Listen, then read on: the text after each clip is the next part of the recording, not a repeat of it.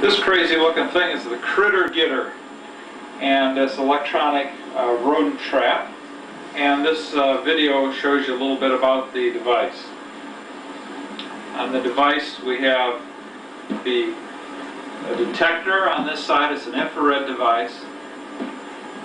The light source on this side, and the latching mechanism up here.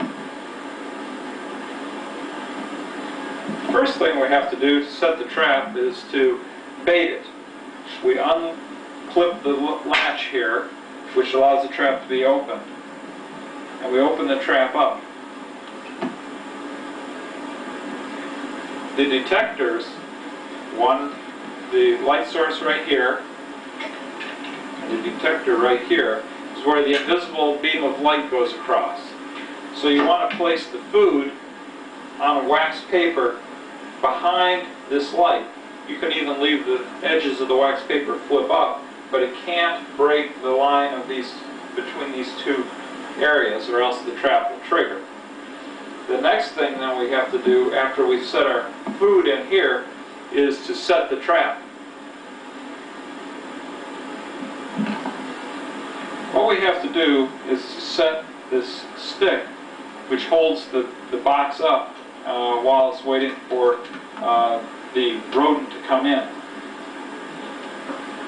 What we have is a small hole down in this area, small indentation, and then the latching mechanism here.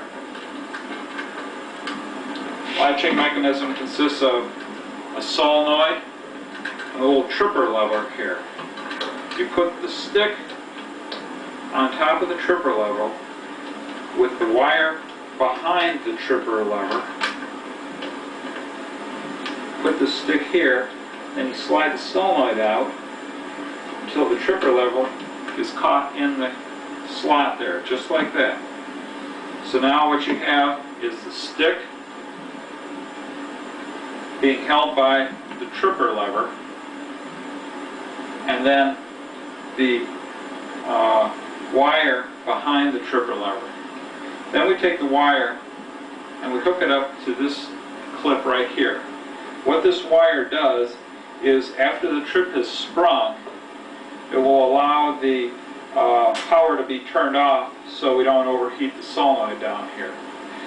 The trip can be sprung and left for days. It doesn't matter at all when the trip has been sprung. Now we come over to this switch here, and normally when the trap is engaged or armed, the switch should be in the up position. There's a little legend on the side here that says armed. To just test the trap, you could move it to the test position. Okay, the next thing we do is hook the power supply up to the trap. We're just using a typical standard 12-volt battery charger. Works fine to run the trap. You'll notice that there's two leads on the battery charger.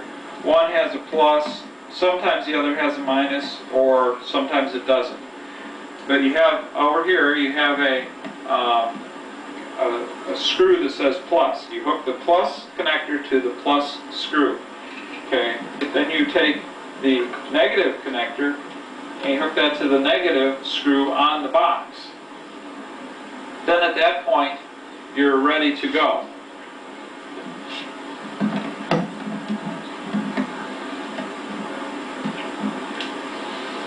The next thing you have to do is to plug in the power supply.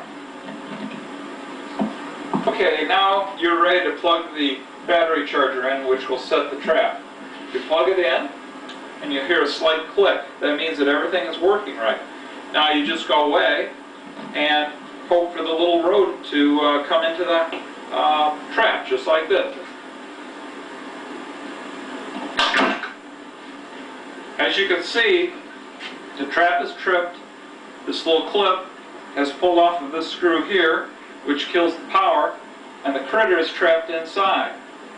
The next thing you do is, just when you finally discover it, is you can unplug your battery charger, take your leads off of the front here, and then hook the little hook here to seal it up, and you're ready to carry the trap away to wherever you want to release your animal.